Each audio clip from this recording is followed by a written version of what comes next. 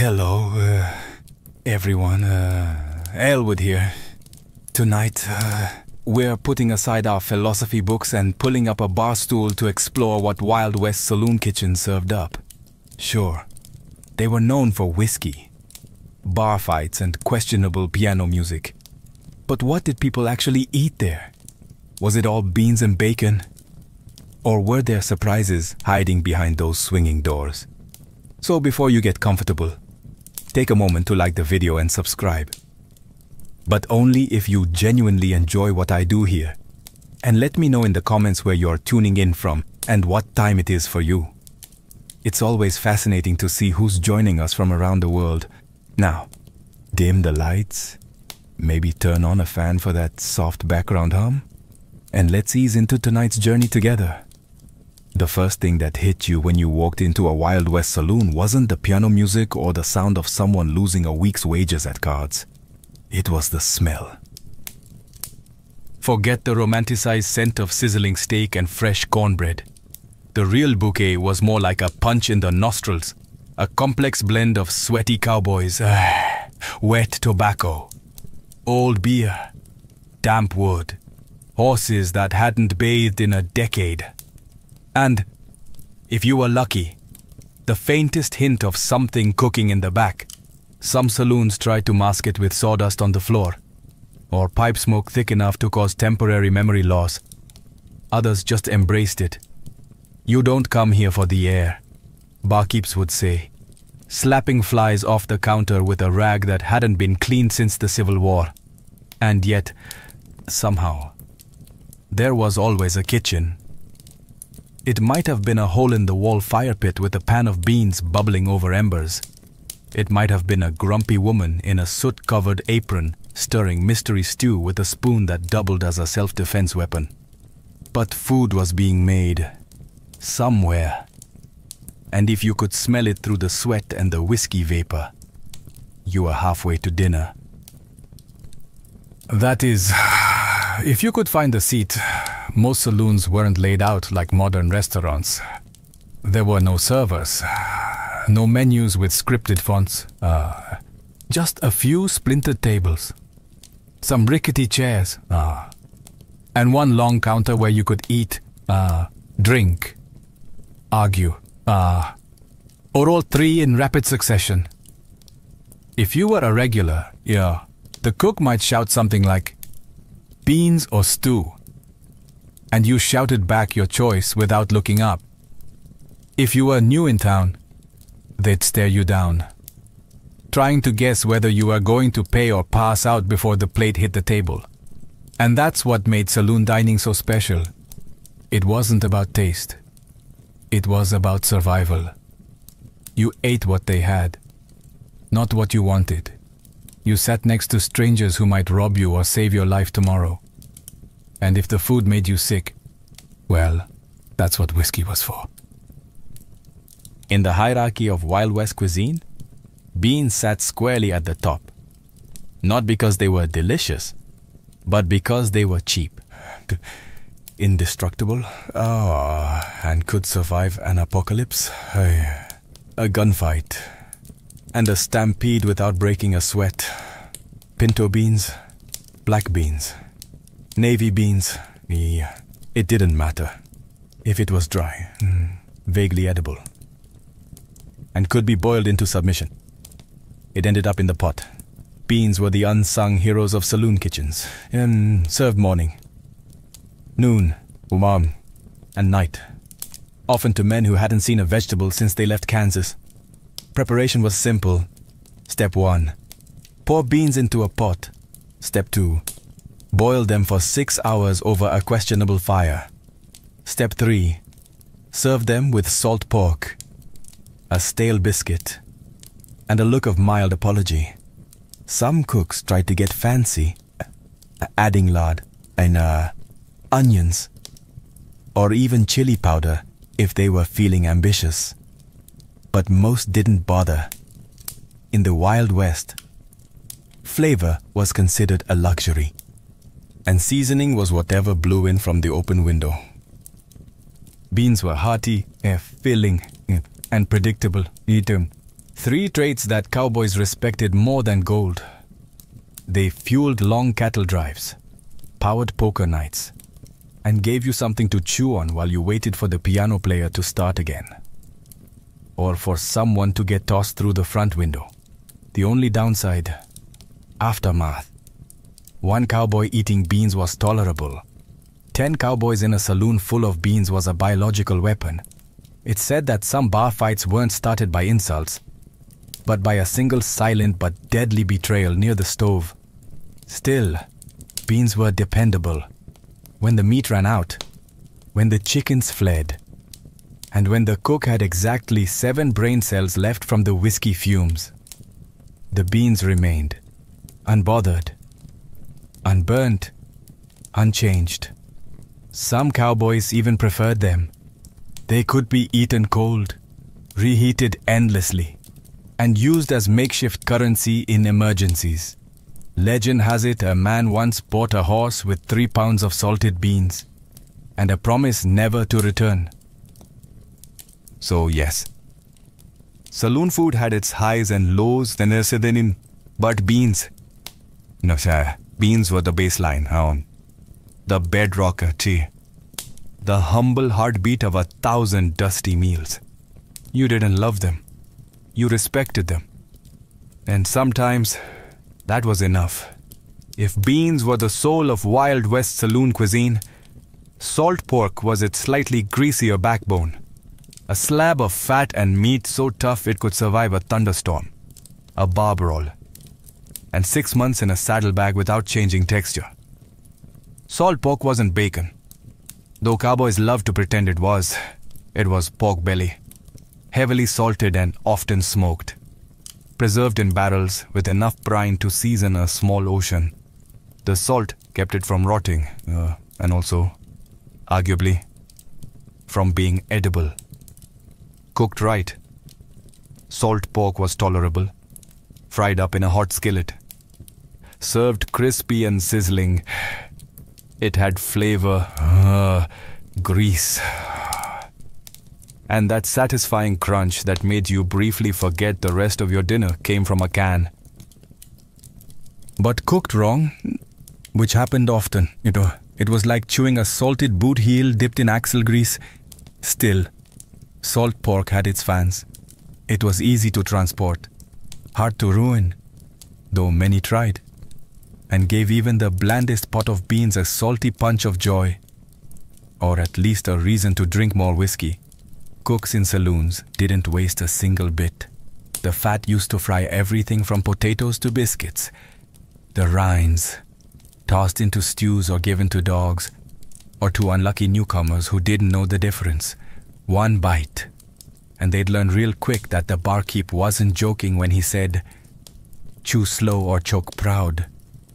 And yes, sometimes the pork was suspicious. A greenish tinge here, a questionable smell there. But in saloons, the motto wasn't, "Is it fresh?" It was more like, "Did it kill the last guy? If not, you gave it a try." Salt pork was versatile too. It could be diced into beans, slapped on biscuits, fried alone, or gnawed at like jerky on long rides. Cowboys packed it like treasure, and saloon cooks leaned on it when the chickens ran off or the stew pot got too thin. It wasn't elegant, and it sure wasn't healthy. But in a world where you might ride 60 miles before your next hot meal, salt pork got the job done. And if you survived it, well, you were stronger for it. In the Wild West, stew was the great culinary equalizer. Hot, vaguely meaty, and deeply suspicious. It was the one thing almost every saloon served, no matter how ramshackle the kitchen. Why? Because stew was the perfect cover story for whatever odds and ends the cook had lying around, or couldn't legally describe. The base was simple: a pot, a fire, and ambition. You started with water, maybe some beans or potatoes, and then you tossed in whatever hadn't walked away yet. Beef, sure. Rabbit, definitely. Squirrel. Yep, rattlesnake. If it wasn't biting anymore, toss it in. One traveler once claimed he found a boot string in his bowl. He wasn't even mad. It was the most chewable part. Meat quality varied wildly. Some stews had tender chunks of beef from the local butcher. Others, well, they had meat, the kind you didn't ask about. If the cook looked nervous, and the dog population had recently decreased, you just ate around the chewy bits and prayed. Vegetables, when available, were usually boiled into oblivion. Carrots became orange smudges. Onions disappeared completely. Potatoes held on the longest, but eventually surrendered. The result? A bubbling brown-gray slurry that smelled way better than it looked, and tasted better than you'd expect. Assuming enough salt, spices were a luxury. Most stew got its kick from whatever was on the cook's hands or knife. If you got black pepper, you were in a fancy place. If you got chili powder, congratulations. Your sinuses were about to be cleared by force. But despite the mystery here, stew was comfort food for the weary cowboy. It was hot. It was filling. And it could be stretched endlessly by just adding water. One pot might feed a dozen men. Or be reheated 3 days in a row until it developed the consistency and personality of old glue. You didn't eat stew because it was delicious. You ate it because it was there. Because it was warm. And because nothing else in town was edible. Unless you liked chewing tobacco and regret. Just remember, never ask what's in it. Because in the Wild West, ignorance wasn't just bliss. It was dinner. Not every cowboy could afford a steak. But nearly every saloon had something bread-like to soak up the stew. That something usually came in one of two forms. Soft, flaky biscuits that were heavenly when fresh, or hardtack, which was basically bread's undead cousin. Let's start with the biscuits, when done right, which was rare but magical. They were warm, buttery, and flaky enough to convince a man he'd stumbled into a proper kitchen. Cooks who could make good biscuits were local legends. Some claimed their secret was lard. Others swore by buttermilk. A few probably just had lucky hands and low standards. These biscuits were best served alongside beans or stew, used to mop up whatever broth hadn't burned your tongue. They were often made in cast iron pans, just baked over open flames, and served with a suspicious chunk of butter or a splash of molasses if the place was fancy. And then there was hardtack, a slab of flour and water, baked until it could survive nuclear winter, originally made for soldiers and sailors. It found its way west thanks to one simple fact: it never went bad. It also barely qualified as food. Eating hardtack required strategy. First, you'd inspect it for weevils, which wasn't a deal breaker, just an added crunch. Then you'd soak it in stew, coffee, or whiskey until it softened. This could take anywhere from 10 minutes to 2 presidential terms. Even after soaking, chewing hardtack was a commitment. You didn't just eat it, you grappled with it. Dentists probably made good money off cowboys who challenged a piece and lost. But here's the thing. Both biscuits and hardtack served their purpose. They were cheap, they were portable, they filled you up. And in a world where calories mattered more than cuisine, that was enough. So if you strolled into a dusty saloon and saw a plate of steaming biscuits, you counted your blessings. If they handed you a hardtack puck the size of your palm, well, at least it came with a story. And maybe a chipped tooth. If you think modern coffee is strong, try cowboy coffee. A brew so potent, it didn't just wake you up. It stared back and dared you to blink. Coffee in the Wild West was less about taste and more about survival. It wasn't roasted by origin, filtered through fancy gadgets, or topped with oat milk foam art. It was ground roughly, or not at all, dumped into a kettle, and boiled until the liquid turned black and sentient. The standard recipe went like this. Take water from whatever source you had. Hopefully not downstream from the horses. Throw in a handful of coffee grounds. Measured by instinct and aggression, boil it hard. Don't strain it, don't question it. Just pour and pray. The result? A thick, dark concoction that smelled like burnt dreams and tasted like vengeance.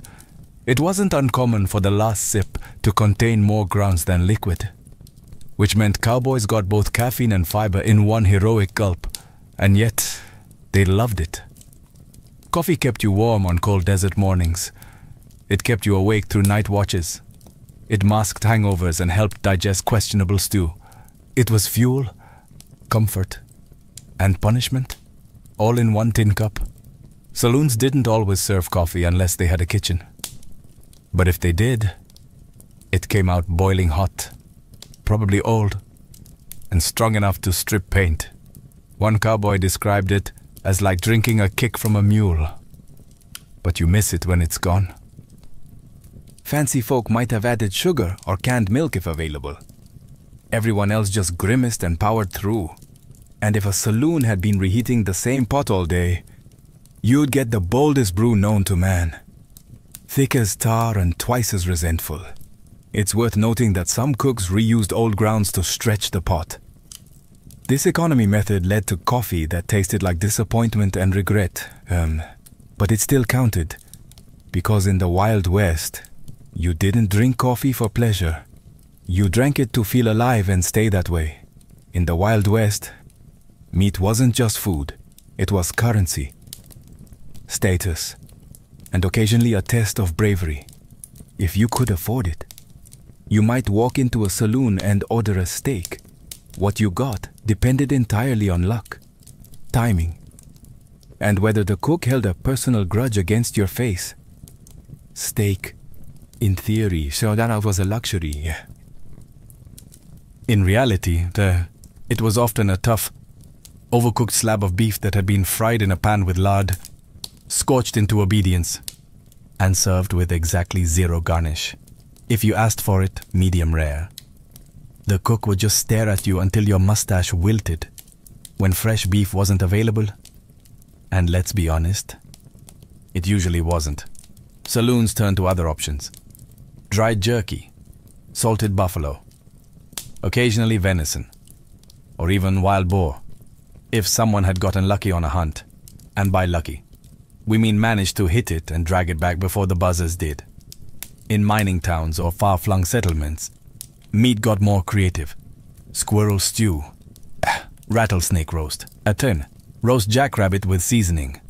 If it had legs and didn't belong to a customer's horse, it was fair game. Sometimes you were served meat, and no one told you what it was. That was a sign to eat quietly and not ask questions. If you chewed too long or found something resembling a whisker, you just sipped your whiskey, nodded solemnly, and accepted your fate. There was also the risk of age. Some meats had been hanging around long enough to earn names. Cooks would slice off the bad parts, drown the rest in gravy, and tell you it was well aged. If your plate twitched when you poked it, you were entitled to one raised eyebrow and nothing more. Still, when the meat was fresh and the cook wasn't drunk, you might get a real meal. A sizzling slab of beef, a fried egg on top, and maybe a biscuit on the side. A plate that reminded you why people survive gunfights for this. But most of the time, you ate what was there and hoped it didn't eat you back. In a Wild West saloon, dessert wasn't really a category. It was more of a happy accident. The result of a cook with spare ingredients and a tiny sliver of mercy. But if there was one reliable Swedish comfort, it was cornbread. Made from simple cornmeal, water or milk, lard, and sometimes a dash of baking powder, if the cook remembered. Cornbread was the Swiss Army knife of the frontier menu. It could be baked in pans, fried in skillets, or even dropped by spoonfuls into boiling stew if someone was in a hurry or lazy. Alone, Cornbread was dry, crumbly, slightly sweet, depending on who made it, and always best served fresh, which meant it was almost never fresh. More often, you get a wedge that had been sitting near the stove since sunrise, hardened like a miner's conscience. But here's where the magic happened. Molasses, a dark, sticky, syrupy miracle that turned dry cornbread into something just shy of glorious. It was the cowboys' frosting, the outlaws' drizzle, the lonely gambler's last bit of joy before losing everything on a bad hand. Molasses was affordable, kept well in the heat, and masked the sins of even the driest baked goods. If a saloon had a barrel of it, you were in luck. If they warmed it before serving, you were practically eating at a 5-star establishment by frontier standards. Some cooks went a step further, pouring molasses over skillet-fried cornbread and tossing in a pinch of salt or spice. It wasn't quite cake, but it felt like it if you'd been chewing jerky and hardtack all week. Cornbread with molasses became the default dessert. Quick, cheap, filling and sweet enough to calm your nerves after a rough ride or a close call in the poker room. No icing, no whipped cream, no frills.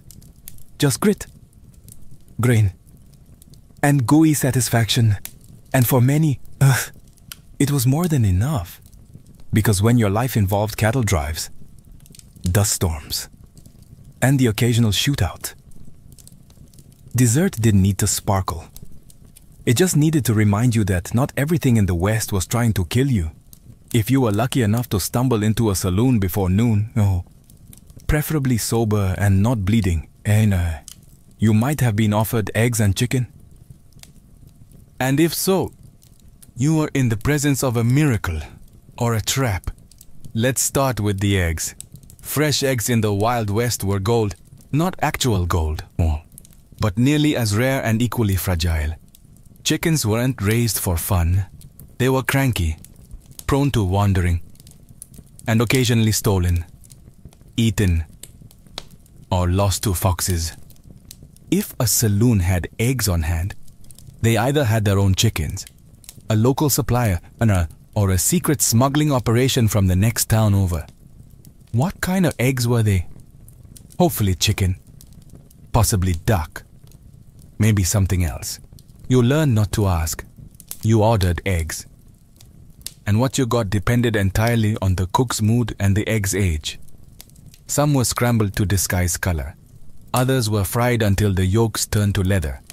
And if it wobbled when it hit your plate, that was a sign from the universe to order whiskey instead. As for chicken, it was on the menu, but not often. If it said fried chicken, what you'd probably get was a scrawny bird that died angry.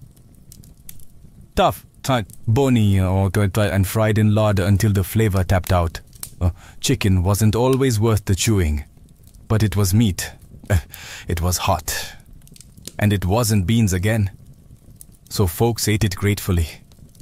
You might get a drumstick the size of your thumb, or a whole quarter roasted on an open flame.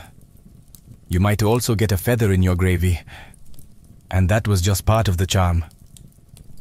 Breakfast offerings of eggs and chicken were a status symbol for saloons. They said, "We have food that didn't come from a can or a barrel." If the eggs were warm and the chicken wasn't dry, you'd tell your buddies for weeks. And if it gave you food poisoning, well, that was just the West reminding you who was in charge. Still, there was something hopeful about ordering eggs. They meant morning. They meant survival. And just maybe, they meant you'd live to drink again by nightfall. In a Wild West saloon, pie was more than just dessert. It was a statement. If you saw a pie sitting on the bar, steam rising, crust golden, scent of apples wafting through the smoke and whiskey, you knew this saloon meant business. You also knew that someone in the kitchen had put in real effort, which was practically a love letter in a land of bean slop and overcooked pork. Now, don't get ahead of yourself. Pie in the Wild West wasn't a perfect lattice-topped pastry with farm-fresh fruit. It was a rough, rustic affair. Uneven crusts, fillings made from canned or dried fruit, and usually served lukewarm at best. Whipped cream, not unless a cow followed you into town. The most common varieties were apple, and/or peach, or berry. Berry being a flexible category that sometimes included raisins or things that only vaguely resembled berries. If the cook had a sweet tooth, you might get a dash of cinnamon.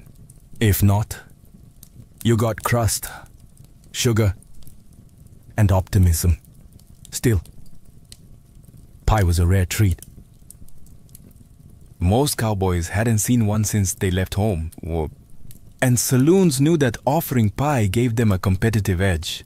A good slice could pull customers from 2 towns over, and if the pie was warm and flaky, you better believe someone would threaten to shoot over the last piece. There are recorded stories, and a few exaggerated legends, of poker games that ended in gunfire over dessert disputes. You took the last slice was as valid an offense as cheating at cards. In a world where men had been stabbed over spilled whiskey, pie was practically sacred. Of course, not all pies were created equal. Some were mostly crust. Some were experimental. Some had fillings that hinted at being fruit once in a previous life. But if the stars aligned, the cook was sober, the oven was hot, and the fruit wasn't fermenting, then that pie was something to remember. Because in the dust and grit of the frontier, a slice of pie wasn't just food. It was hope served on a tin plate. Cheese in the Wild West was a lot like a poker game, full of risk, a little bluffing, and a strong chance you'd regret your choices the next morning. It did exist, yes, but only if you knew where to look. And even then, you had to be brave. Because cheese wasn't shipped in tidy wheels wrapped in wax paper. It was made locally, often by someone who once read about dairy fermentation while drunk. Most saloon cheese came in 2 varieties: hard, yellow, and suspiciously sweaty, or soft, crumbly, and slightly aggressive to the nose. Refrigeration, that was a luxury. So unless it was a particularly cold month, or the saloon was near a cave, chances are your cheese had developed a personality. It might be cheddar. It might be something vaguely Swiss.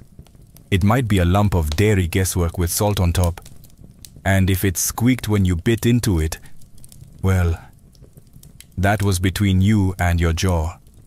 Cheese was usually served in chunks alongside bread, jerky, or if you were lucky, a pickle. It helped balance out the saltiness of everything else and gave cowboys a protein boost between brawls. You could even melt it over beans or toast it on cornbread, assuming the cook was feeling artistic. But beware, some saloons cut corners. Cheese might be old butter gone wrong, or curdled milk pressed into a bar shape and rolled in pepper to distract you. One traveling merchant once said he bought cheese in Nevada that tasted like boiled sock with a rind. He still ate the whole thing, because even bad cheese was still cheese. And in the Wild West, a saloon that offered any cheese at all stood out. It meant the owner had connections to a local farm, or at least access to a cow that hadn't been rustled yet. Offering cheese wasn't about flavor.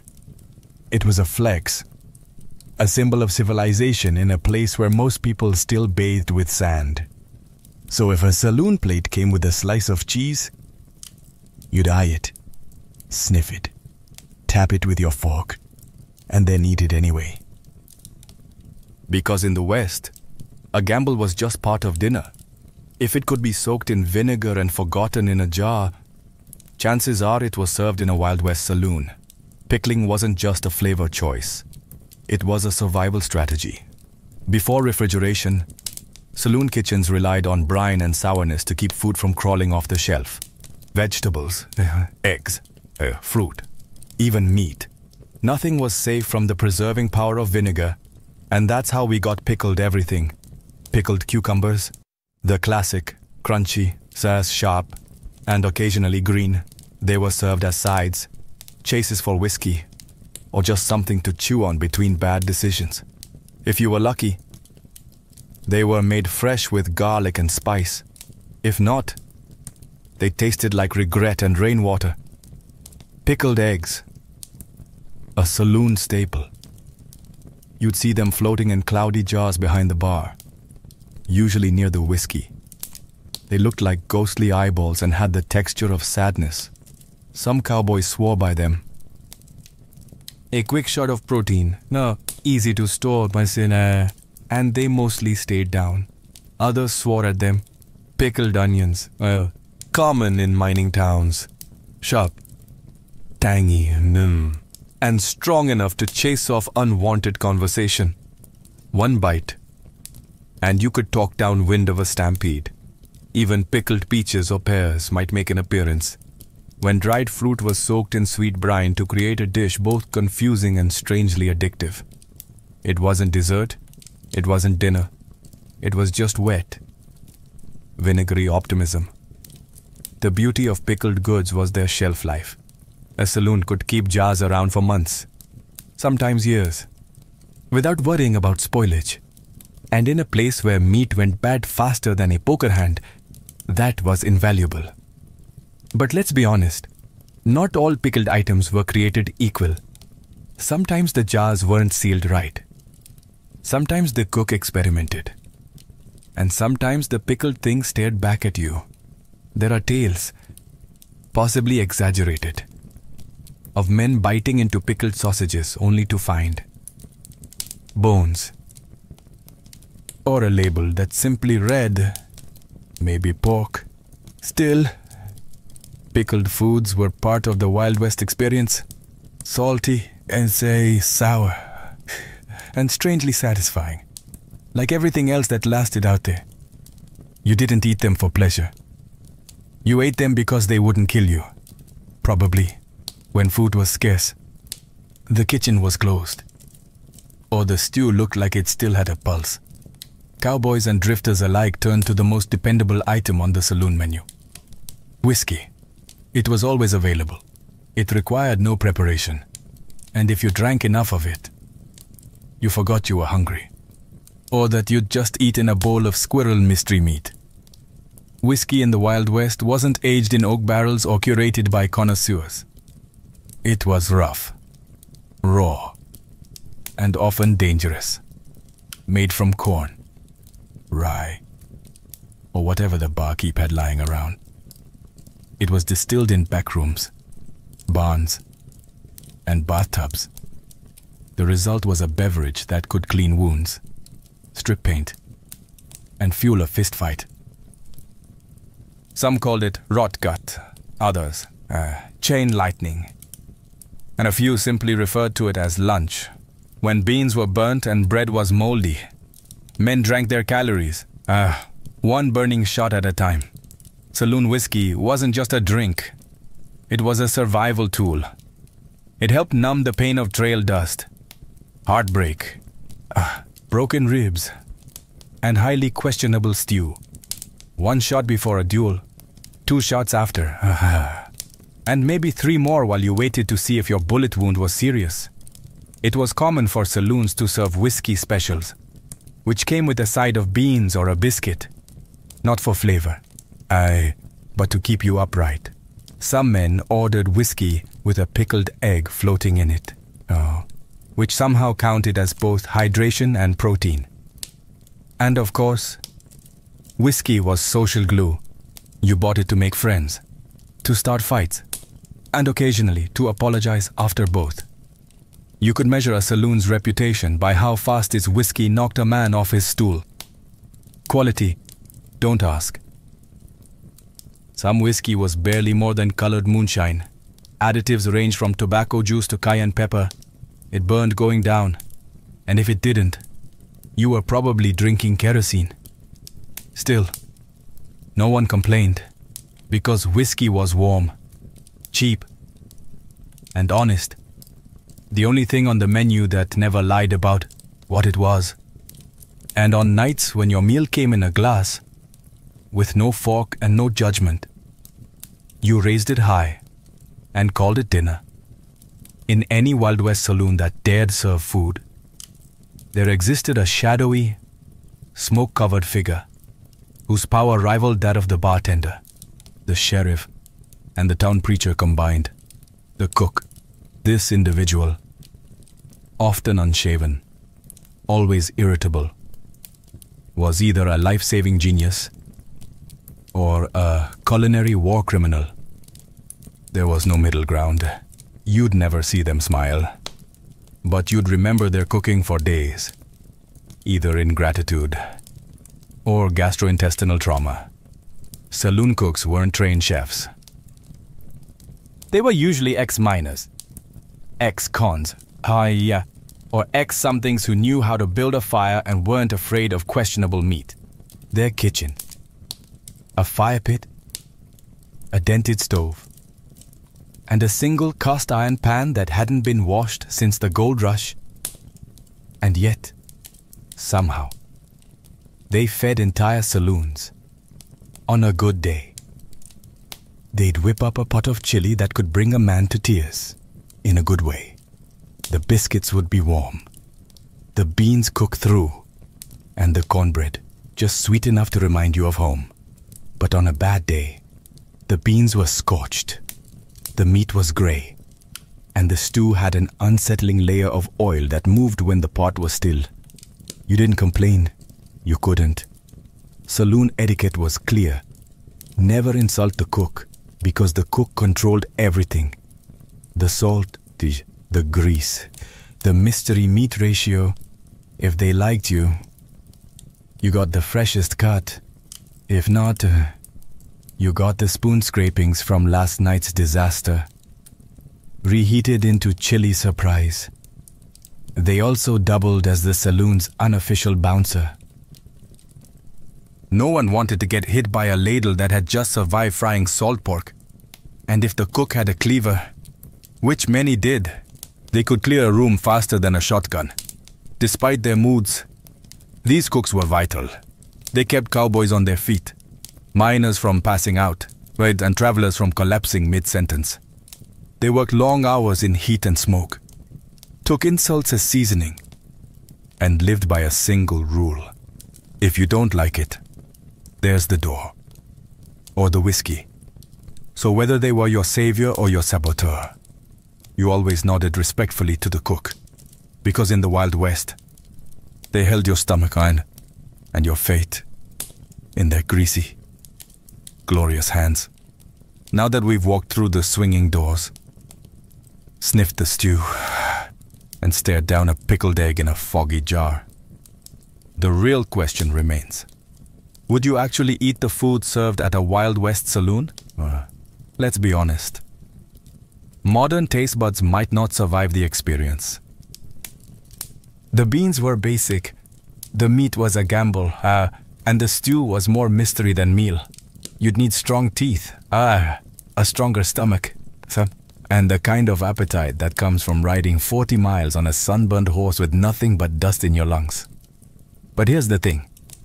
For the cowboys, miners, gamblers, and misfits of the American frontier, saloon food wasn't about gourmet flavor or Instagram-worthy plating. It was about fuel, calories, heat, a warm plate between gunfights, train robberies, or another night sleeping in a bar next to a mule named Regret. It was about survival. You didn't ask where the meat came from. You didn't complain if the biscuit crumbled like chalk. You just sat down, ate what was handed to you, and washed it down with something strong enough to kill bacteria, or at least make you stop caring about it. And when food was good, when the beans were fresh, the coffee didn't bite back, and the cook had spared a little molasses for the cornbread, it felt like a miracle. So would you eat it? If you lived back then, yes. You wouldn't just eat it. You'd be thankful for it. You'd scrape the bowl, wipe the plate with your crust of bread, and order seconds with coins that still smelled like dynamite and horse sweat. You'd laugh with strangers, curse the cook, toast with whiskey, and maybe, just maybe, end the night with a slice of pie and a story worth telling. Because saloon food wasn't glamorous, it was gritty, or greasy, and real.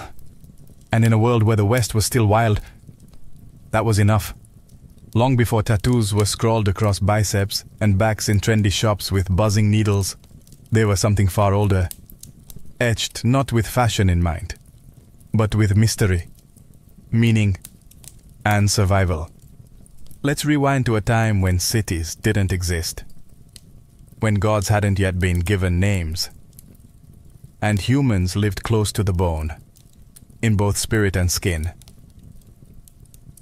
Discovered in 1991, frozen in a glacier between Austria and Italy, his mummified body was over 5,000 years old, older than the pyramids, older than Stonehenge. And yet, across his leathery skin, researchers found something incredibly modern. Tattoos. 61 of them. To be precise, they weren't ornamental spirals or stylized animals. They were dark carbon marks, dots and lines running down his spine, behind his knees, and around his ankles. Here's where it gets wild. The locations of Otzi's tattoos matched known acupuncture points. Was this a primitive form of pain management, an ancient healing technique, or something more spiritual? A rite of endurance carved directly into the flesh. We'll never know for certain, but one thing is clear. Even in the Stone Age, humans were already marking their bodies with purpose. And Otzi wasn't alone. In ancient Egypt, tattoos appeared predominantly on women, including priestesses and dancers. These weren't decorative butterflies or names of lost lovers, but rather symbolic patterns, often placed around the abdomen, thighs, and chest. Some scholars believe these tattoos were intended to offer protection during childbirth, to channel fertility, or to ward off evil spirits, like spiritual armor drawn right onto the body. Even in Nubia, south of Egypt, archaeologists unearthed mummies with animal figures tattooed on their limbs, bulls, crocodiles, symbols of power and survival across these early societies. Tattoos weren't acts of rebellion, they were acts of reverence, resilience, and ritual. They carried meaning, not in ink alone, but in pain, permanence, and belief. So next time you see someone's sleeve of ink at the gym or on the subway, remember, they're carrying on a tradition that started not in a studio, but in the ice, in the sand, and in the sacred silence of forgotten millennia. This wasn't a Friday night decision after a few drinks. It was a spiritual transformation. The process was excruciating. No anesthetics, no numbing creams, no. Just raw courage and a communal belief in the deeper purpose of the pain. Women too were tattooed, often on the lips, chin, or thighs, symbols of beauty, maturity, and mana. The sacred power believed to flow through all living things. A woman without tattoos could be considered incomplete, a canvas left blank in a world full of stories. But colonialism, as it often does, had tried to erase it all. Missionaries arrived with scissors, soap, and shame. They saw the tattoos as primitive, pagan, and unchristian. In some areas, traditional tattooing was outlawed, forcing it underground, like a sacred language spoken only in whispers. Still, the ink endured. Today, many Polynesians are reclaiming their tattoo heritage with pride. The ancient tools have returned, the designs have resurfaced, and across the Pacific, you can hear the sound of tattoo once again, not just as an art form, but as an act of cultural survival. These weren't just marks on the skin. They were, and still are, declarations of spirit, blood, and belonging. Step into the world of togas, gladiators, and philosophers, and you might not expect to find tattoos. After all, when we think of ancient Greece and Rome, we imagine marble statues and clean, idealized bodies. But peel back the myth, and you'll find ink lurking in the shadows. In ancient Greece, tattoos were originally associated with slaves and criminals. In fact, the Greek word stigma, yes, the root of our modern term, stigmatize, referred to the permanent marks branded or inked into someone's skin as punishment. These weren't symbolic or decorative. They were labels, warnings.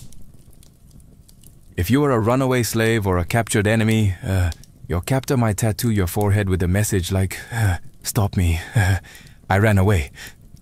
A permanent scarlet letter etched into the skin. The Romans, pragmatic as ever, borrowed this idea and took it further. Soldiers in the Roman army, especially those in specialized legions, were often tattooed to mark their loyalty. A kind of flesh-bound dog tag. But they also used tattoos to brand gladiators, slaves, and prisoners of war. It wasn't about identity. It was about ownership. There's a darker twist here. The early Christians, persecuted by Roman authorities, were sometimes tattooed as a form of humiliation. But centuries later, Christians would reclaim the practice. Pilgrims to Jerusalem in the Middle Ages often returned with small crosses tattooed on their arms, proof of their devotion and suffering. What began as a tool of punishment morphed into a badge of faith. Interestingly, in later Roman times, Emperor Constantine, the same ruler who legalized Christianity, makes a ban tattooing on the face. Not because it was cruel, but because the face, he declared, was made in God's image and shouldn't be defiled. The irony, bodies were still fair game, unlike in Polynesia, where tattoos elevated someone's social standing. In the Greco-Roman world, they often lowered it. Tattoos marked you as an outsider, a sinner, a slave. But they also told a story, not always one you wanted, but one you carried forever. In these empires of law, conquest and spectacle, tattoos weren't about self-expression. They were branding, sometimes literally, tools of control, punishment and power. And like all marks of oppression, they would eventually be reclaimed, while the West branded its slaves and criminals. The East took a more spiritual, symbolic approach to body art, where tattoos could be both sacred protection and social paradox. Let's begin in India. Though India is more famous for mehndi, the temporary henna art applied during weddings and festivals, the country also has a long history of permanent tattoos. Among tribal communities like the Baiga, Gondi and Santal, tattoos were considered both ornamental and protective. A woman might be tattooed with symbols of fertility, strength, or religious devotion, not on a whim, but as part of a deeply rooted tradition passed from grandmother to granddaughter. These tattoos weren't just for beauty. They were seen as jewelry for the soul, something no thief could steal and no poverty could take away. Meanwhile, in Japan, the story was more complicated. In the early days, during the Jomon period, tattoos might have had spiritual significance, possibly used to mark status or ward off evil spirits. But by the time Japan entered its more structured eras, particularly during the Edo period, tattooing took on a whole new life. First, it became punishment. Criminals were tattooed on the face or arm with marks indicating their crime and region, permanently branding them as untrustworthy. Imagine walking into a village and everyone instantly knowing your sins just by reading your skin. But then something fascinating happened. A counterculture emerged. Outcasts, including firemen, laborers, and later members of the Yakuza, adopted tattoos not as shame, but as honor. They created elaborate full-body designs called irizumi, often depicting dragons, tigers, and mythological figures. These were masterpieces, carved into the flesh over hundreds of painful hours. Each design told a story, a personal legend inked beneath society's judgment. At the same time, Buddhist pilgrims in Southeast Asia developed Sakyan tattoos, geometric designs and Pali scriptures believed to offer protection, strength, and spiritual blessings. These were administered by monks using sharpened bamboo or steel rods and always accompanied by chants and prayer. In the East, tattoos could be holy or taboo, sacred or criminal.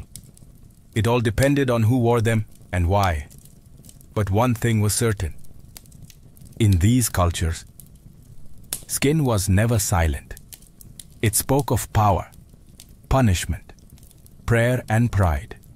As the Roman Empire gave way to the rise of Christianity, the tattoo needle, once a symbol of identity or punishment, began to vanish from the Western world. Why? Because in the eyes of the church, the body was no longer just flesh.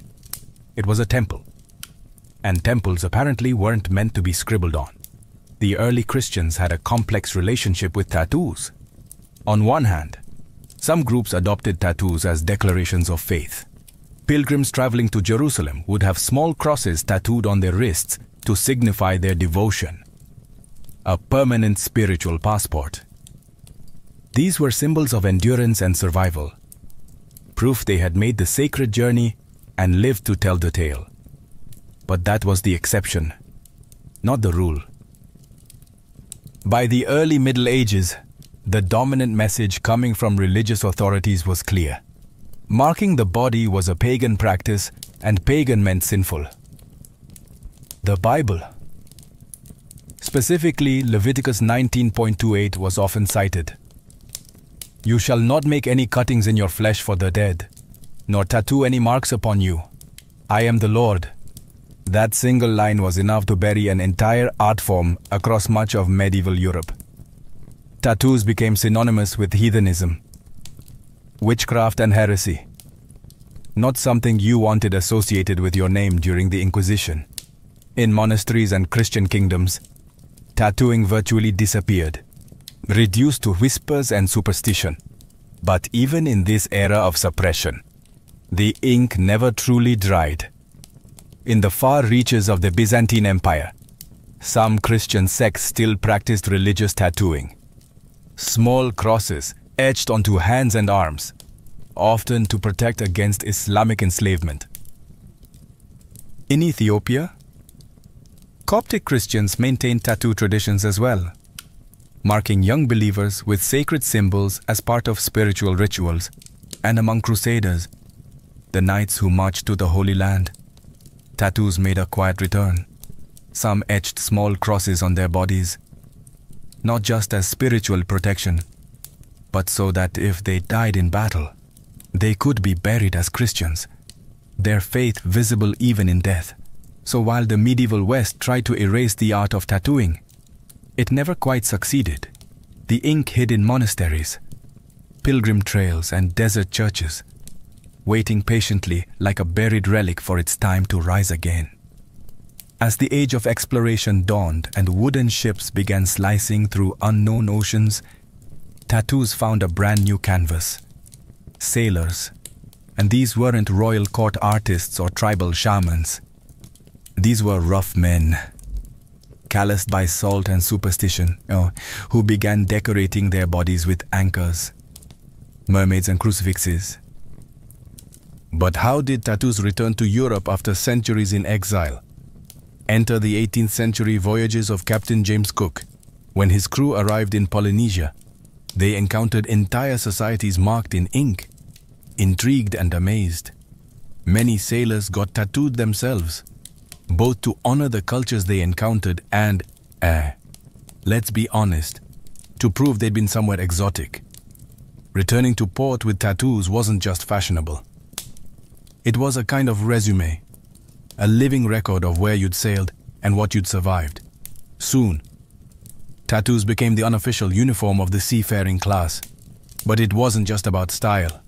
It was steeped in superstition. An anchor on the forearm symbolized stability. A pig and a rooster, often tattooed on the feet, were believed to prevent drowning since those animals were kept in wooden crates that floated during shipwrecks. Some sailors even tattooed "Hold fast" across their knuckles, hoping it would give them the grip to survive rough seas and tangled ropes. And then there were the religious icons, crosses on the back, the Virgin Mary over the heart. Sailors believed these tattoos offered divine protection, an extra layer of spiritual armor when the ocean turned against them. As these inked-up sailors filtered back into European and American ports, tattoos spread with them, not to the nobility, but to the fringes, dock workers, soldiers, convicts. Tattoos were now the language of the lower classes, the drifters and the daring. Still, they held meaning. In the US, Civil War soldiers began tattooing their names and regiments on their arms, a grim preparation in case they died in battle and needed identification. A small, painful insurance policy in a world without dog tags. So while kings and clergy shunned tattoos, the men who mapped the world wore them with pride. For them, each mark was a story, a wound, a charm, a prayer. And when the world ended in waves or cannon fire, it might be the only thing left that told your name. By the 19th and 20th centuries, tattoos had drifted far from temples and tribal rites. In many parts of the world, they had become marks of defiance, especially behind bars.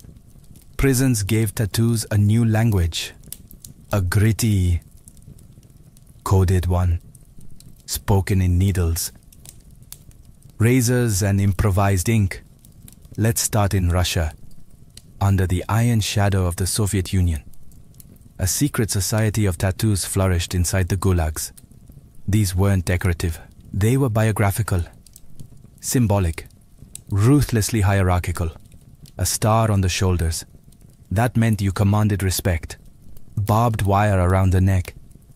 You are a lifer, never getting out. A cathedral with domes on your chest. Each dome represented a sentence served. The tattoos told your crimes, your rank, your defiance. But break the code or wear a symbol you hadn't earned and you might find it carved off. Forcibly, with a knife. In Japan, the Yakuza transformed the art of irizumi. Once a punishment, into a badge of honor. Full body suits of dragons. Koi fish and samurai warriors covered skin from shoulder to ankle, often hidden beneath business suits. Getting tattooed wasn't just an act of rebellion. It was a rite of loyalty. Painful, expensive and permanent. In the West, prison tattoos carried their own meanings. In American jails, a teardrop beneath the eye might signal that you've committed murder or, in some cases, lost someone close. Cobwebs on the elbows could symbolize long sentences. Dots on the knuckles. Numbers. Acronyms. Entire identities rewritten in ink. Hidden from guards but clear to anyone fluent in the language. These tattoos were often done with smuggled sewing needles. Paper clips and pens melted into ink. There was no glamour here, just pain and symbolism. For many inmates, it was less about art and more about identity. Proof that you belonged or a warning that you didn't.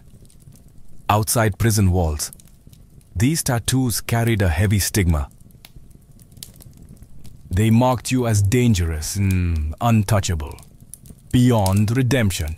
But for the men and women who wore them, The ink was often the only constant, the only part of themselves they owned in a system built to strip everything else away. Tattoos in prison weren't fashion. They were survival. By the time the 20th century hit full stride, tattoos had gone from sacred symbols and outlaw code to mainstream rebellion. If the church once saw tattoos as marks of sin, modern society started to see them as symbols of freedom and occasionally of a very specific kind of cool.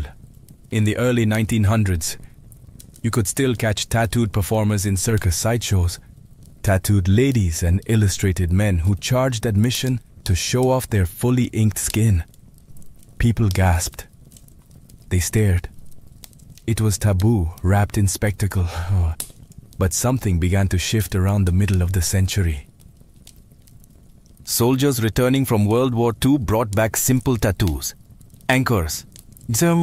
Eagles.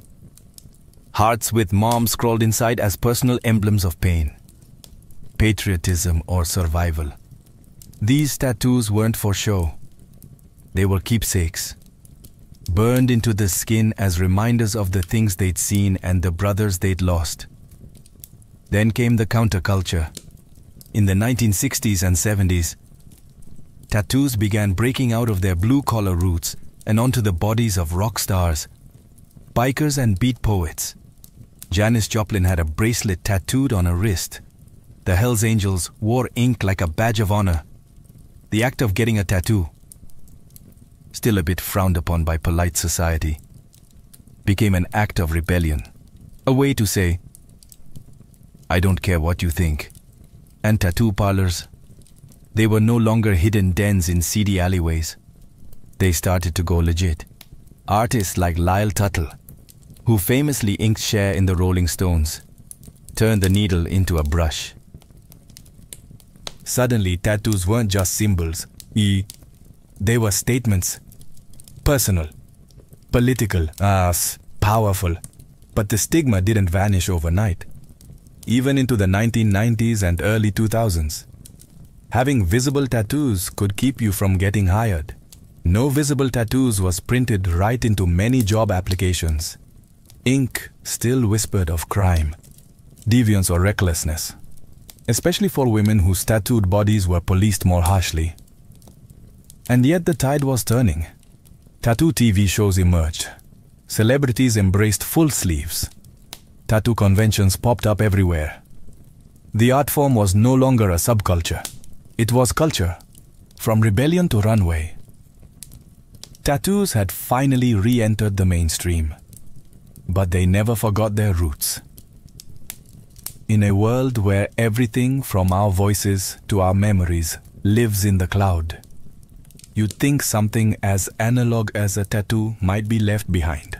But instead, tattoos have entered a renaissance, not just surviving the digital age, but evolving with it. Today, tattoos are more than ink and skin. They're powered by apps, augmented by tech, and designed with machines that would make 19th century sailors weep. Some artists now use AI to generate hyper-detailed designs. Others work with machines that print ink with surgical precision.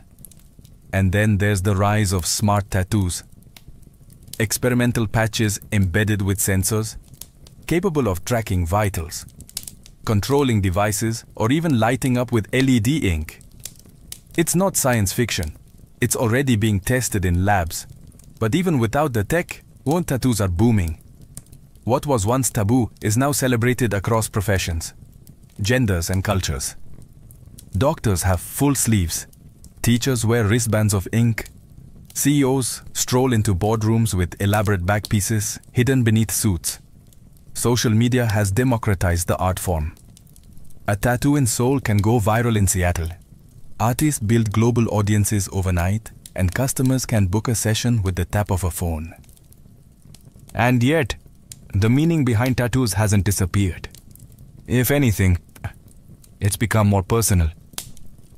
People now tattoo sound waves of loved ones' voices, coordinates of where they met their partners, portraits of pets, constellations from their child's birth night.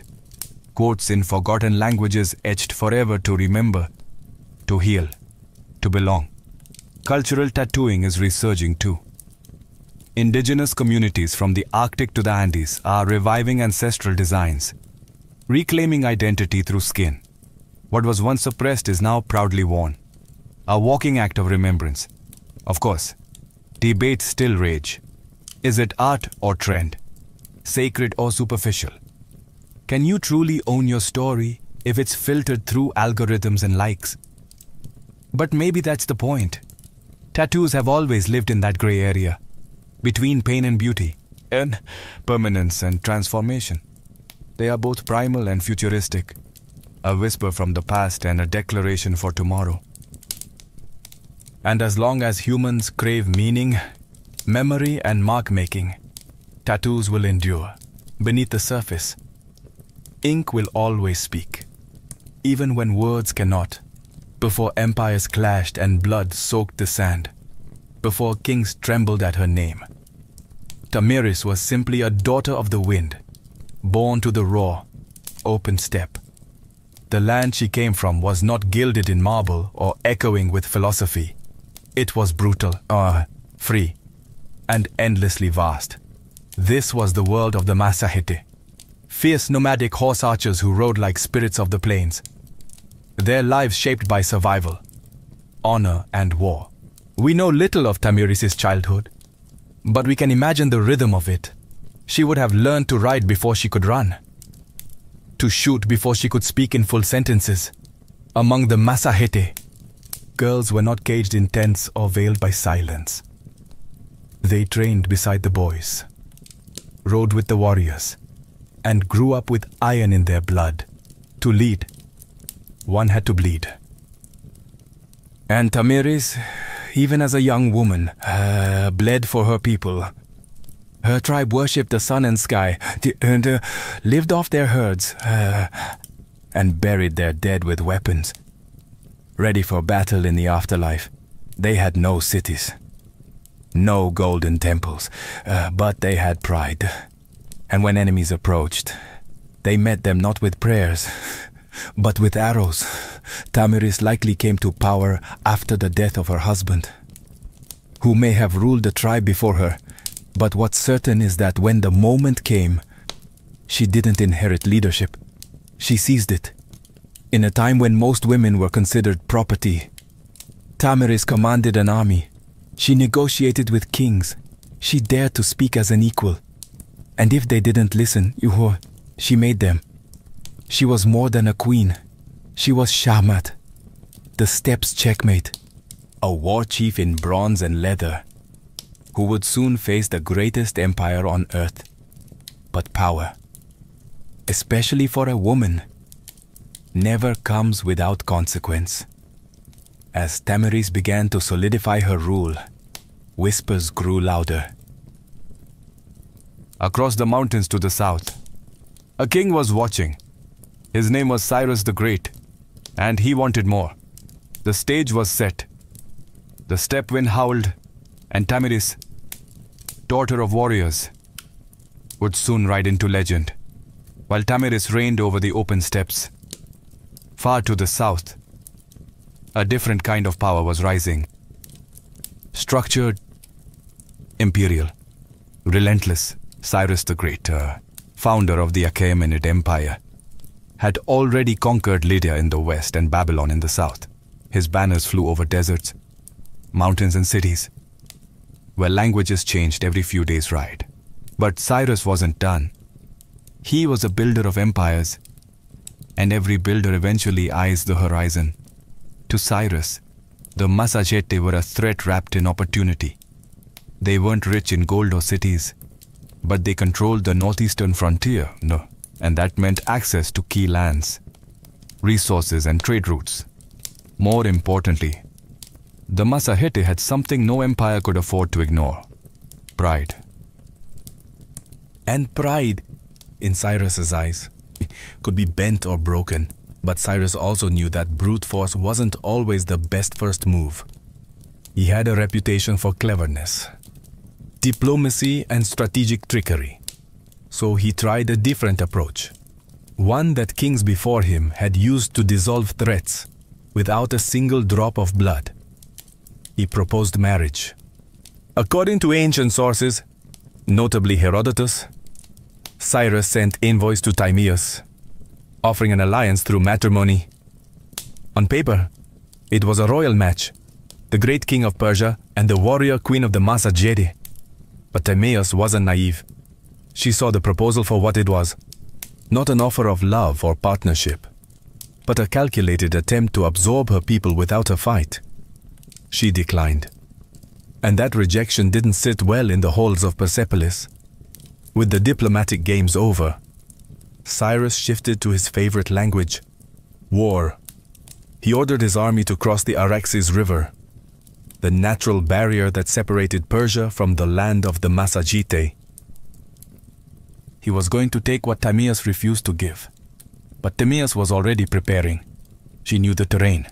She knew how her people fought, on horseback, fast, and furious. And most of all, she knew Cyrus wasn't just coming for land. He was coming to crush a woman who dared to say no. The world's most powerful king had declared war. But he had no idea what kind of fury he had just awakened on the steppe. Cyrus the Great, master strategist and seasoned conqueror, believed he could outwit Timaeus. He had faced kings, e.g., crushed cities, and subdued nations. To him, the Massagetæ were little more than wild nomads with fast horses and no cities to defend. He didn't realize he was stepping into the path of someone just as cunning and far more furious. Timaeus had warned him. After rejecting his marriage offer, she sent a clear message: cross the Araxes River, and you will regret it. But Cyrus crossed anyway, building a bridge of boats to carry his army into Massagetæ land. Instead of striking immediately, Timaeus pulled her forces back, luring Cyrus deeper into unfamiliar terrain. The Persians found an abandoned camp, well stocked with food, and more importantly, wine, a luxury the nomadic Massagetæ rarely indulged in. It was a baited trap, and Cyrus took it, perhaps thinking the enemy had panicked and fled. Inside the camp, he left a portion of his army under the command of General Harpagus, a trusted officer. As the Massagetæ returned under the cover of night, they fell upon the drunk and unsuspecting Persians with deadly precision. The battle was brutal and swift. Among the dead was Spagapaises, Timaeus' son and a Massagetæ commander. Accounts differ on what happened next. Some say Spagapaises was taken alive and, realizing his capture, begged for death and took his own life. Others claim he was killed in the fighting. But all agree, when news reached Timaeus, something inside her shattered and then turned to steel. Her grief was volcanic, but her rage, that became legendary. She sent another message to Cyrus. This one wasn't a warning, it was a vow.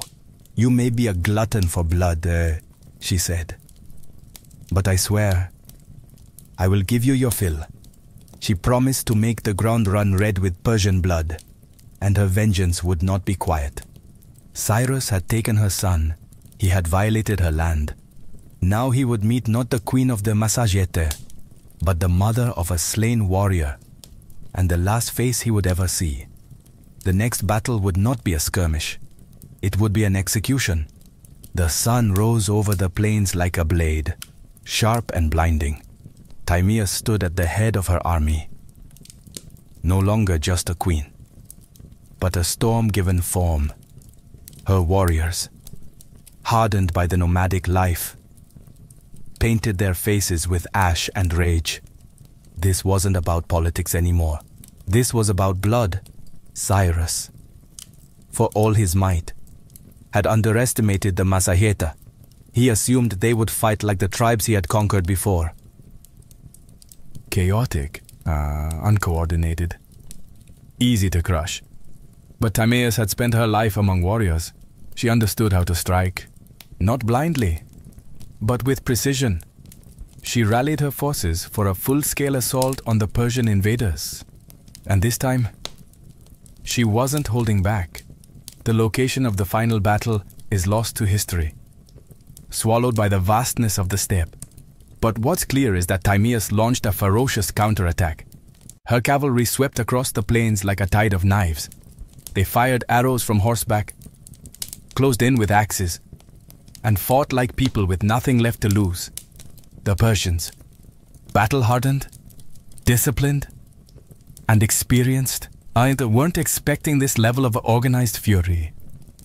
Timaeus didn't just lead her troops. She fought beside them. Her presence on the battlefield ignited her warriors like wildfire. Every strike was driven by vengeance. Every charge was an answer to a son's death. Cyrus tried to hold the line, but it shattered. The Persians were routed. Many died where they stood. Others fled into the endless grasslands, only to be hunted down. And Cyrus the Great, the man who had conquered Babylon, Lydia, and nearly the known world, fell in the chaos. Whether he was slain in combat or captured and executed depends on the version told. But either way, he died on Timaeus' terms. What came next is infamous. According to Herodotus, Timaeus found Cyrus's body on the battlefield, ordered his head severed, and then, in a final act of symbolic revenge, submerged it in a wineskin filled with human blood. "Drink your fill," she said, "of the blood you thirsted for." Was it historical fact or poetic embellishment? Maybe both, but it didn't matter. The message was eternal. Timaeus was not to be conquered. When the dust settled and the grass drank deep the blood of empire, Timaeus stood victorious. A warrior queen who had done what no king or army before her could. She brought Cyrus the Great to his end. News of the defeat sent shockwaves across the ancient world. The mighty Achaemenid Empire, thought to be unstoppable, had been humiliated by a woman from the steppes.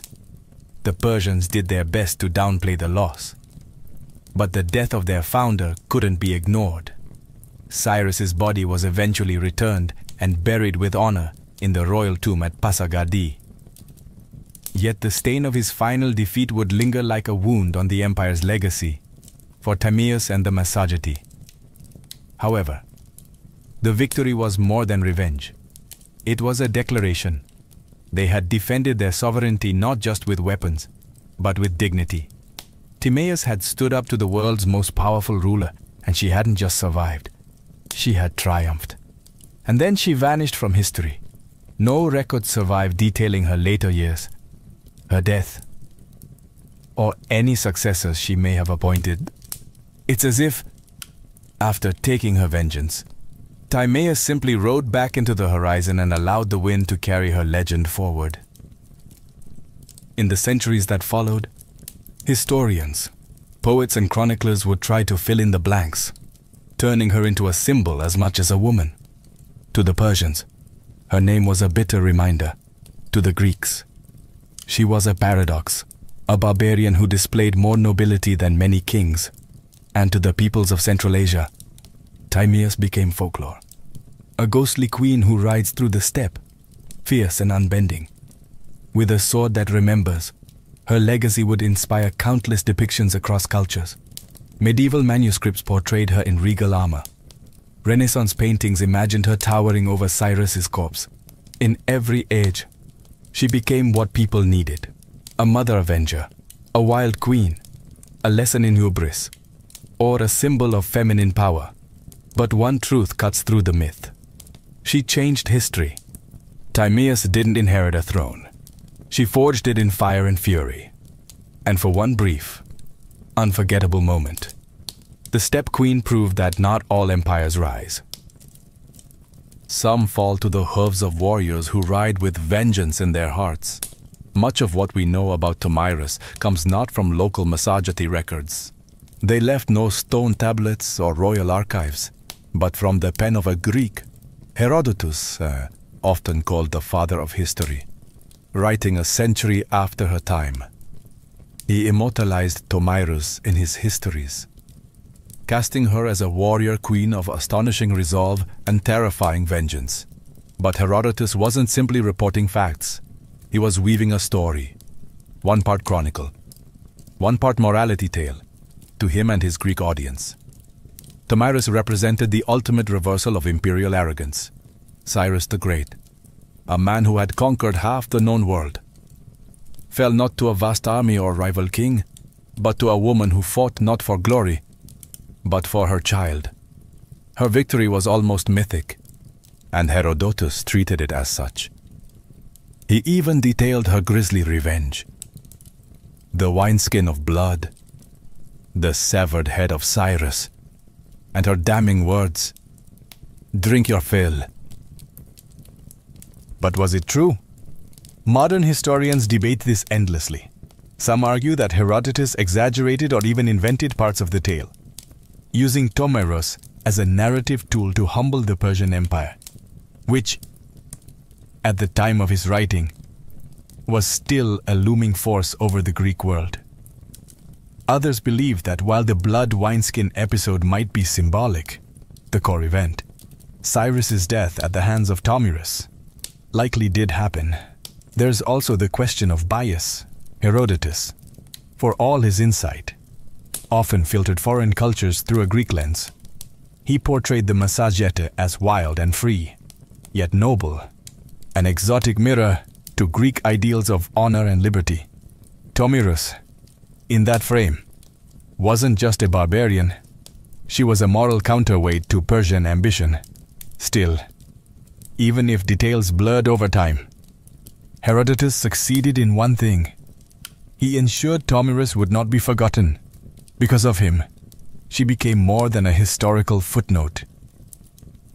She entered the realm of legend, where facts soften but impact sharpens. And in that space between myth and memory, Tomyris' story found a strange kind of immortality in a world dominated by kings and conquerors. Herodotus left us a queen who refused to kneel and left her enemies bleeding in the sand, though she may have slain one of the ancient world's most iconic emperors. Tomyris never ruled an empire herself. She didn't build cities of stone or inscribe edicts on golden tablets. Her people, the Massagetai, were nomads, living not by walls, but by the rhythms of the land, the sky, and the horse. This meant that Tomyris' legacy was never institutionalized. There were no marble busts or royal coins bearing her likeness. No archives to immortalize her decrees. Instead, her story passed on as stories do on the steppe, through firelight, song, and the whispered awe of warriors. The Massagete were one of many powerful tribes of the Central Asian steppes. Their cousins included the Scythians, the Saka, and the Dahai, all expert horse archers who roamed the lands between the Caspian Sea and the borders of ancient China. These tribes were feared by empires for their mobility, unpredictability, and ferocity in battle. Tomyris, as a female leader among them, and as was rare, but not entirely unique. Steppe culture, unlike many sedentary civilizations, allowed women far greater freedoms. Women rode, hunted, fought, and even led. Among the Scythians, graves of female warriors, buried with weapons, armor, and horse gear, have been found by archaeologists, confirming that the stories of fierce steppe queens were more than just legend. Tomyris stood at the pinnacle of that tradition. Her power didn't come from inheritance or religion. It came from respect, grit, and sheer capability. She was a unifying force among scattered clans, a political leader, and a military commander in a landscape where survival meant riding faster, shooting better, and fearing nothing. But because the Massagete left no monuments, Tomyris became a kind of phantom queen, her name echoing only in the writings of outsiders and in the oral traditions of the steppe. To the Persian scribes, she was a warning, To the Greeks, a marvel, and to her people, likely a memory carried in bloodlines and battle songs, a ghost who rode with them across the plains. Empires may rise and fall in stone, but the stories of the steppe live on in the wind, and Tomarus, fierce, grieving, and unbroken, became its voice. Centuries passed, and the empires that once surrounded the Massacheti rose and crumbled.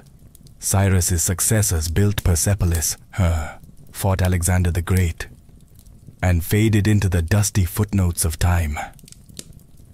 But Tomarus, her legend endured, not in the palaces of kings, but in the hearts of those who refused to bow. Across Central Asia, she became more than a queen. She became a symbol of female strength, of resistance, of the untamed spirit of the steppe. In many ways, Tomarus embodied a kind of defiance that transcended geography. She was not Roman, not Greek, not Persian, and so her story belonged to no empire. That made her dangerous and inspiring. In the medieval Islamic world, chroniclers occasionally mentioned her name, reshaped by language but never quite forgotten. In some versions, she was praised for her justice and vengeance. In others, she was seen as a savage queen, a reminder that power in the hands of a woman could be both glorious and terrifying. By the time the Renaissance rolled around, European artists rediscovered her tale through the writings of Herodotus. Painters depicted her in elaborate armor, standing triumphantly over Cyrus's lifeless body. In one dramatic painting, she holds his severed head aloft like a trophy, blood-soaked and victorious. It was theatrical, yes, but also political. These artists were fascinated by the idea of a woman who didn't just survive in a man's world. She won. In the 19th and 20th centuries, Tomarus became a nationalist icon in regions like Kazakhstan, Uzbekistan, and Turkmenistan. Poets and educators reclaimed her as a historical heroine, proof that the roots of Central Asian identity were fierce, proud, and deeply feminine. Her name appeared in textbooks, into statues, and even military ceremonies. A woman who had once ruled on horseback with a bow in hand was now riding once more. Through memory and myth, through rebellion and pride, in a world that still wrestles with the idea of powerful women, Tomarus remains a challenge. She wasn't perfect, saintly or tame. She was decisive, brutal when necessary, compassionate only to those who deserved it. She was resistance in human form, and the blood of empire on her hands was a crown she wore without apology. History tends to favor the builders of monuments, the writers of laws, the kings who carved their names into stone. Tomarus did none of these. She left no empire behind, no palace to excavate, no royal seal to decipher, and yet her name still lives, not because she ruled forever, but because she refused to be erased. She stands as a contradiction to how history often remembers women, not as helpmates or footnotes, but as forces of destiny. Tomarus didn't beg for recognition. She took it with blood and fire. She didn't ride behind a king. She rode against one and won. Her story is retold in classrooms from Central Asia to Europe. Not simply because she killed Cyrus the Great, but because she dared to defy him. She wasn't defending an empire. She was defending freedom. A freedom that rode on the backs of horses, that hunted with hawks, that slept under the stars. A freedom that could not be neatly drawn on a map. Today, her statues rise from Kazakhstan's capital cities, and her face adorns coins and textbooks.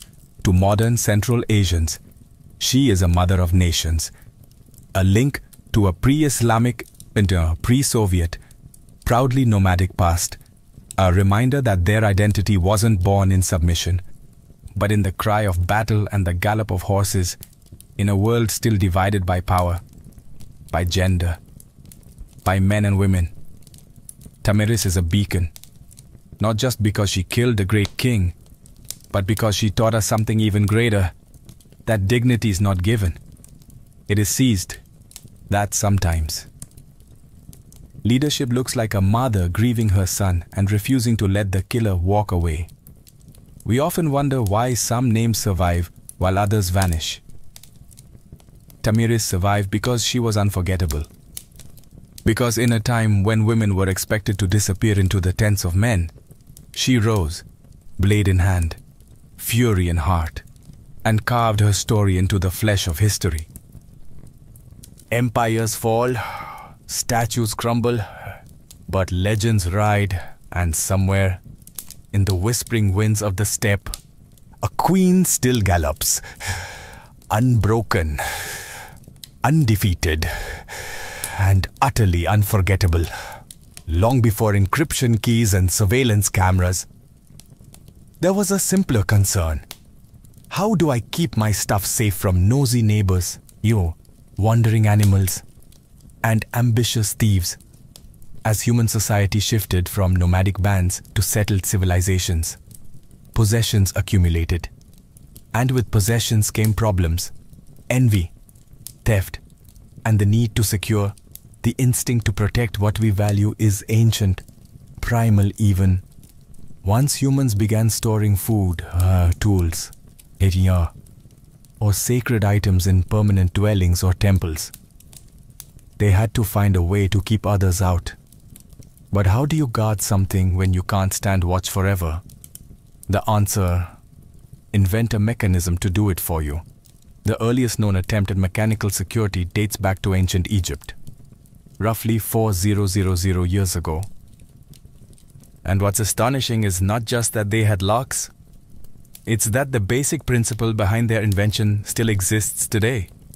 The Egyptian wooden pin lock was a marvel of early engineering. It used a wooden bolt fitted with a set of holes and wooden pegs. When the correct key, often a large wooden tool with corresponding pins, was inserted, the pegs lifted, allowing the bolt to slide open. Remove the key, and gravity dropped the pins back into place, sealing the door. This wasn't a novelty. These locks were used on storage rooms, tombs, and even temple gates. They were installed vertically, often on the inside of doors, to make tampering harder. While they may seem primitive by today's standards, the brilliance of these early systems lies in their underlying logic. They weren't merely barriers, they were puzzles. And like all good puzzles, they challenged the uninvited. What's more, these locks reveal something deeper about the people who made them. They didn't just fear theft, they anticipated it. They thought ahead. They invested time and skill in protecting things that mattered. And in doing so, they laid the groundwork for an entire field of human innovation. Security. So the next time you lock your front door, remember, you're not just turning a deadbolt. You're continuing a tradition started by ancient hands, and they're driven by a timeless truth. Some things are worth guarding. The Egyptian wooden pin lock wasn't just the world's first known lock. It was also the ancestor of nearly every pin tumbler mechanism used today. Simple, elegant, and surprisingly effective. It served temples, homes, and storage rooms across ancient Egypt for centuries. And it all started with a few pieces of wood, a bit of clever design, and a deep need for privacy. Imagine a large wooden door, not one with hinges like today's, but more like a vertical plank barrier. On the inside of that door sits a wooden bolt that slides horizontally to block the entrance. But embedded within that bolt are several holes, and inside each hole rests a wooden peg. Those pegs drop into slots cut into the door frame itself, preventing the bolt from sliding open. It's locked. Now here's the magic. The key. A large wooden implement resembling a modern toothbrush has corresponding pegs or pins that match the positions of those in the bolt. Insert the key into the bolt, and the pins inside are pushed up just enough to clear the frame slots. Once lifted, the bolt can slide open freely. Remove the key, and gravity does the rest. The pins fall back into the frame holes, relocking the door. It's mechanical memory without springs or gears. Just wood, weight, and ingenuity. What made this system so impressive was its balance of complexity and reliability. It was relatively easy to craft using available materials, but hard to bypass without the correct key. And since each lock was slightly different, thanks to hand carving, keys weren't interchangeable. Your lock was your lock. These pin locks weren't reserved just for the rich or royal either. Archaeological findings at sites like Nineveh, and even later at Persian and Assyrian locations, show the concept spread widely across ancient civilizations. Egypt may have invented the idea, but the lock had legs beyond practical use. These locks carried symbolic power.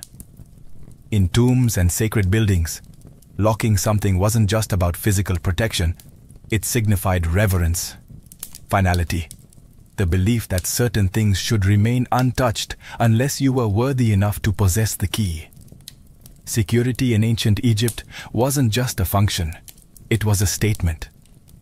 While Egypt gave us the earliest mechanical locks, ancient Mesopotamia pioneered a very different form of security, one that relied less on mechanics and more on identity.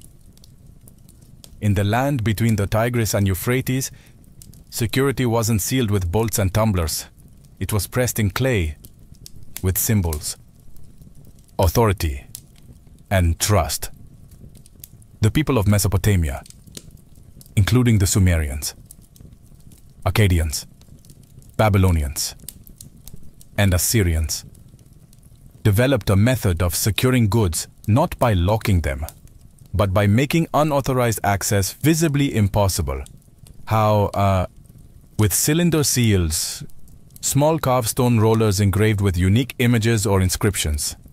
These seals were rolled over wet clay, used to close containers or doors, or even official documents. Think of it as an ancient combination of a signature, a wax seal, and a barcode. Once impressed into the clay, the seal left behind a continuous pattern that could not be duplicated easily. If someone tampered with the seal, opened the container, broke the door latch, or unwrapped the tablet, it was obvious. The broken clay told on them. This approach was both simple and profound. In a world without padlocks or alarms, it focused on deterrence through visibility. The seal didn't stop you from opening something. It told the world that you had. High-ranking officials, merchants, and priests all had their own personalized cylinder seals, often passed down through generations. These seals carried such prestige that some people were even buried with them, as status symbols and tools of the afterlife. But Mesopotamian security wasn't just about clay. They also secured temple treasuries and granaries using rope bindings that could only be removed by cutting, often tied with elaborate knots or seals that would clearly show tampering. The idea was always the same: make the risk of exposure more terrifying than the reward of theft. This concept of security as accountability, of linking access to a person's identity and social status, would echo for millennia. Even today, we log in with usernames, verify with signatures, and rely on records more than locks. In Mesopotamia, and to protect something wasn't just to keep it hidden. It was to publicly proclaim who had the right to touch it. As ancient Greek city-states rose in wealth and complexity, so too did their need for personal security. From treasuries in temples to coin-filled storerooms and private homes, the Greeks faced the same age-old challenge. How do you keep things safe when you can't always be there to guard them? Surprisingly, the Greeks were slower than their Egyptian and Mesopotamian neighbors in developing mechanical locks. Instead, they leaned heavily on trust, social norms, and physical barriers, sometimes reinforced by surprisingly clever, though rudimentary, devices. One such innovation was the bar and pin lock, used mostly for doors and chests. It consisted of a horizontal bar placed across a door on the inside, with a hole through which a key could be inserted from the outside to lift the bar. These keys were often large, flat iron rods, shaped like the letter F or P. They weren't the most discreet. In fact, some were almost as long as a forearm. Carrying one around made it quite obvious that you had something to protect. But Greek keys and locks weren't just functional. They also held cultural significance. Being entrusted with a key symbolized authority and responsibility. In Homer's Odyssey, Penelope is described as holding the key to Odysseus' storeroom, a symbol of her power within the household. However, Greek locks had limitations. They were often crude, easily forced, and dependent on physical size more than subtlety. What truly kept valuables secure was often a combination of concealment, guards, and communal expectations. In temples and state treasuries, rooms were sealed with rope and wax, with the city-state holding multiple keys, requiring several officials to be present to open a sacred store. Even homes were designed with layered access, multiple rooms, limited entry points, and gates that could be barred from within. Wealthy homes might employ slaves or hired guards to watch over valuables, adding a human layer of protection to the relatively simple mechanical devices. While the Greeks admired cleverness, metis, the cunning intelligence, they didn't yet channel it into lock-making the way later civilizations would. Still, they laid the cultural groundwork, keys as symbols of status, access as a matter of trust, and security as a balance between strength and social control. If the Egyptians gave us the concept of the pin lock, and the Greeks wove trust into tradition, it was the Romans who truly elevated lockmaking into a practical art, with their metallurgical skill, obsession with order, and vast bureaucracy. The Romans brought precision, portability, and innovation to ancient security, and their ideas still echo through modern locks today. Roman locks were primarily made of bronze and iron, allowing for much greater durability and smaller, more intricate designs than their wooden predecessors. They adopted the Egyptian pin tumbler principle, but miniaturized it, refined it, and in some cases, completely reinvented it. Roman locksmiths created warded locks, which used internal obstacles, or wards, that only allowed a properly shaped key to rotate and unlock the mechanism. This meant that simply inserting any tool wouldn't work. The key had to match the internal layout. Their keys, by the way, were marvels in themselves. Made from iron or bronze, Roman keys came in all sizes, from large, staff-like keys used for city gates, to finely crafted ring keys, worn on the finger like jewelry. These ring keys didn't just look elegant, they served a functional purpose, offering constant access to locked boxes or cabinets without the need to carry bulky tools. It was status and utility, wrapped in metal. But the real genius came with Roman puzzle locks, or complex mechanisms hidden inside ornate boxes, where pressing the wrong latch or turning the wrong angle wouldn't just fail. It might trap the lock tighter. These were used not only for securing valuables, but for hiding documents, religious relics, or even poison. A favorite trick in Roman political circles. Romans also institutionalized lock usage. Banks, granaries, merchant chests, and military storerooms all used locks. Doors had metal plates. Gates had locking bars. And even slaves might be locked in with iron collars that had keys only their masters held. To the Romans, a lock wasn't just a tool. It was a statement. It declared ownership, authority, and exclusion. And it gave rise to the idea that a truly civilized society needed more than just walls to protect it. It needed systems. While the West was forging intricate metal locks, ancient China took a path that blended practicality with philosophy. Chinese engineers, ever pragmatic, developed locking systems that were simple, durable, and often symbolic, where the design of a lock didn't just protect an object, but carried deeper meaning. The most common form of ancient Chinese lock was the sliding bolt lock, a mechanism made primarily from bronze or iron. These locks typically consisted of a hollow metal case housing a sliding bolt secured by spring-loaded tumblers. Insert the right key, usually a flat, ridged metal stick, and the tumblers would align, allowing the bolt to slide and the lock to open. Sound familiar? It should. The core principle behind the modern pin tumbler lock was already alive in Han Dynasty China. As early as 200 BCE, unlike Roman locks, which often featured external keyholes and decorative flair, Chinese locks were compact, discreet, and portable. Many were used to secure chests, gates, jewelry boxes, and doors, and the emphasis was on function, not just form. But Chinese locks were more than mechanical devices. They were often cast in the shape of animals, tigers, dragons, turtles, or inscribed with symbols representing luck, protection, or wealth.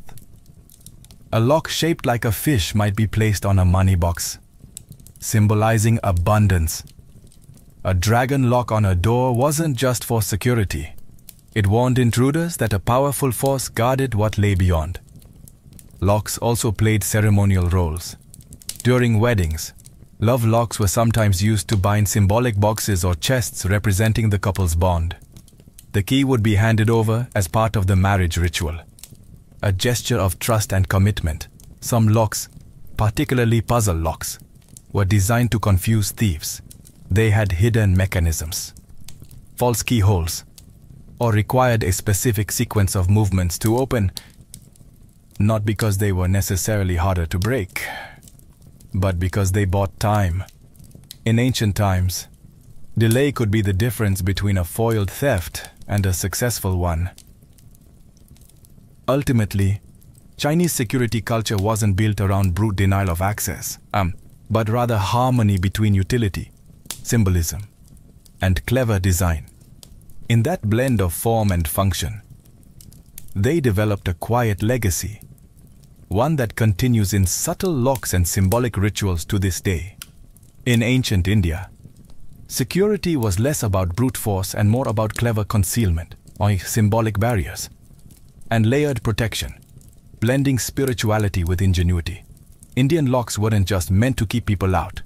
They were designed to confuse, mislead, and warn, often integrating secret latches, false compartments, or symbolic inscriptions to elevate security into an almost philosophical practice. One of the standout features of Indian lockmaking was the use of deception. Puzzle locks and trick mechanisms became common in temples and treasure chests, not to prevent brute force entry entirely, but to make it complicated enough to discourage it. Some locks required multiple actions. Press one hidden button, twist a second lever, and only then would the key turn.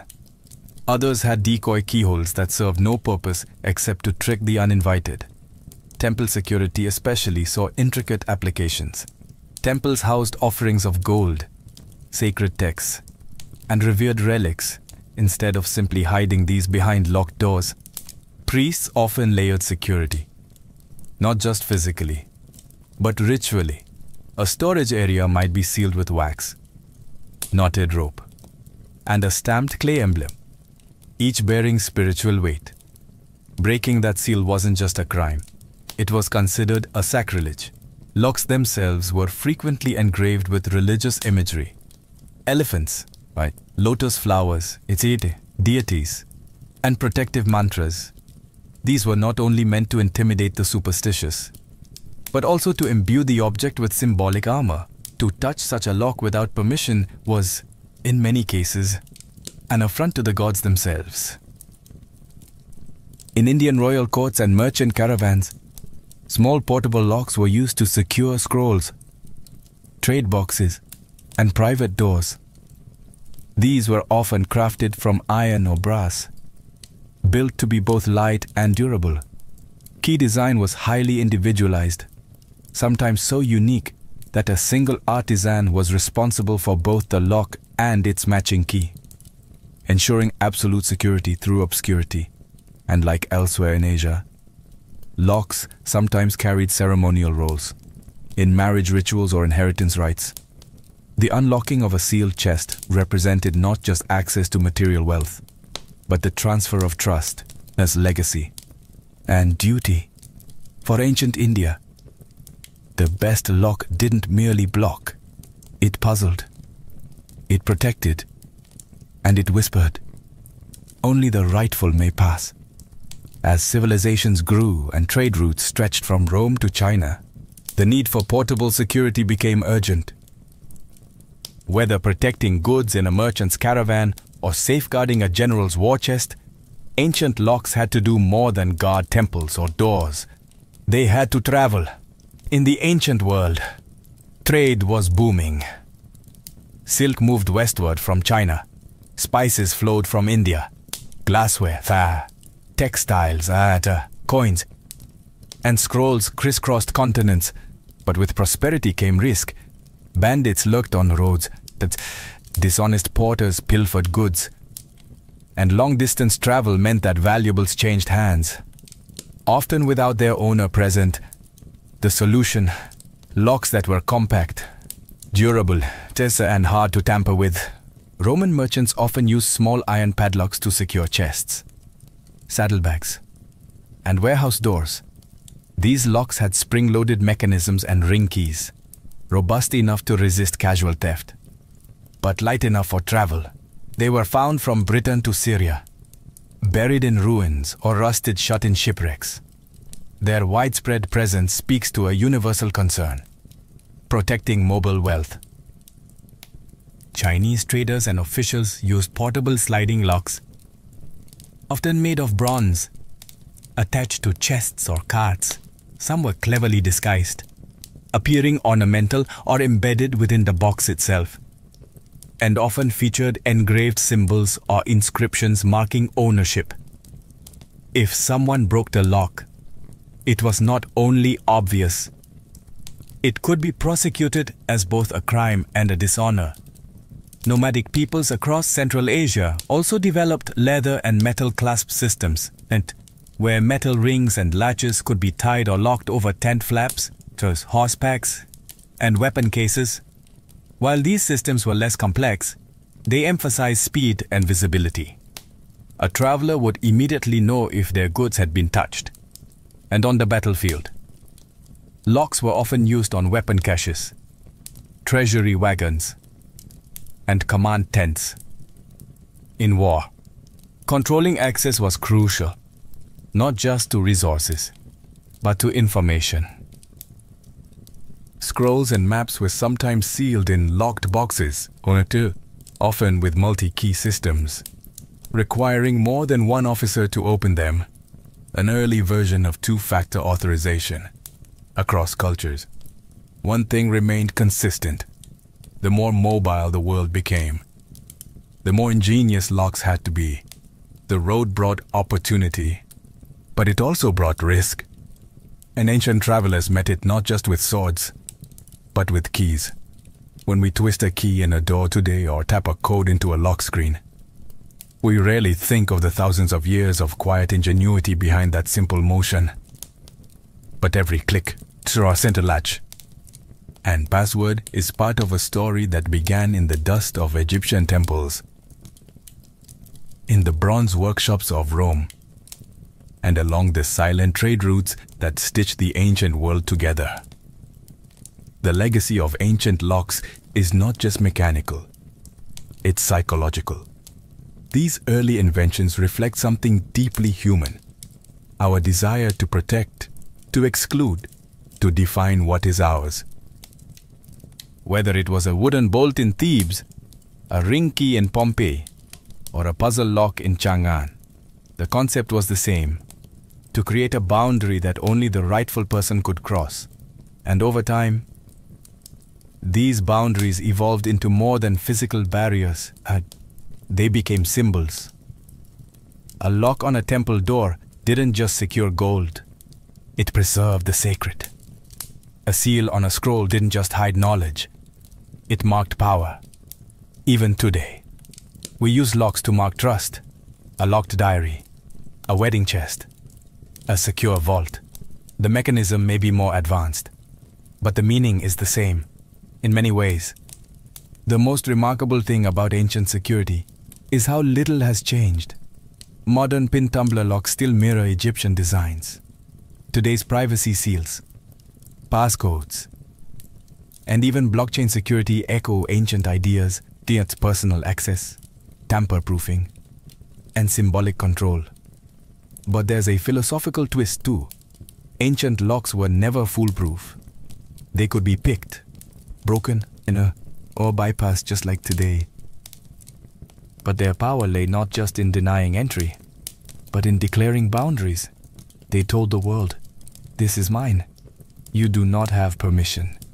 And that psychological line, more than any mechanical part, is the essence of security. From tombs to trade routes, from temples to homes, locks have always been about more than theft prevention.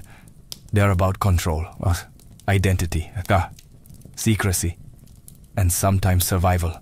So the next time you slide a deadbolt or hear a safe click shut, remember, you're not just using a tool. You're continuing a story written by kings, merchants, and warriors, and priests, each of them trusting a small piece of technology to hold back the world.